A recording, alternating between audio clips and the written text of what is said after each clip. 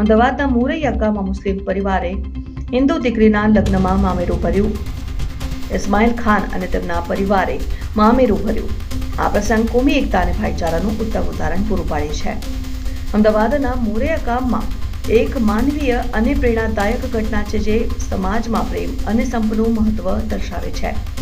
ઇસ્માઇલ ખાન અને તેમના પરિવારે અંજલિબાને મામેરું ભરીને સમાજને એકતાનો સંદેશ આપ્યો હતો.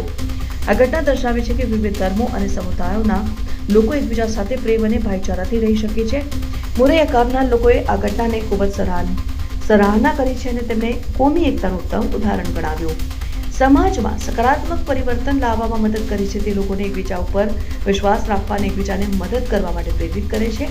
સમાજમાં શાંતિ અને સમૃદ્ધિને પ્રોત્સાહન આપે છે. આપણે સૌએ સાથે મળીને સમાજમાં કોમી એકતા અને ભાઈચારાને પ્રોત્સાહન આપવું જોઈએ. આપણે એકબીજાના ધર્મો અને સંસ્કૃતિઓનું સન્માન કરવું જોઈએ અને પ્રેમ તથા સંપત્તિ રહેવું જોઈએ.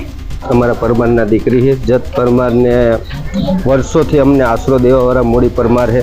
મૂડી પરમારના દીકરી હોવાના નાતે બેનના મેરેજ કર્યા હતા. આજ ભાણીના મેરેજ છે તો એ કરી રહ્યા છે. અને જે વસ્તુ અત્યારે જે હાલી રહ્યું છે બાબા, અત્યારે રોજ નવા ઝંડાની અંદર દંડા ફસાવાવાળા નીકળી ગયા છે બાબા. આ બધા એમના ગાલ ઉપર એક તમાચો છે બરાબર, કે જેથી કરીને ને સમાજમાં એક દાખલો બેસે. આજ મોરૈયા ગામથી જે મેસેજ જઈ રહ્યો છે એ લોકોને જોવા લાયક, એમને સમજવું પડે કે ભાઈ આ વસ્તુ લવ જેહાદ, હિન્દુ મુસ્લિમ આ બધું ના કરવું જોઈએ અને શાંતિથી હળી મળીને રહેવું જોઈએ. તો જ આપણી પ્રગતિ થશે, ન કે આપણી પ્રગતિ નહીં થાય બરાબર. અને મારા બેને તો જે મારા માટે કર્યું હોય ને એટલું એહસાન તો એમને હું ક્યારે ભૂલી ના શકું. એ વસ્તુની વાત છે.